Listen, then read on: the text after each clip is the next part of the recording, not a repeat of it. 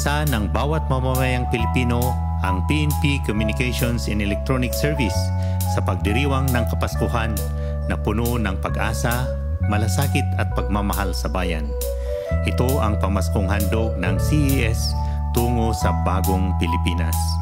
Sa ngalan ng buong PNP CES, ako po si Police Brigadier General Warren Gaspar Apad-Tulito na bumabati ng isang maligayang Pasko at manigong bagong taon sa ating lahat. Sa ilalim ng bituing gabay, tayong lahat pantay-pantay, magkasama sa pagdiriwang ng Pasko, magkakapit-bisig sa bawat yuto.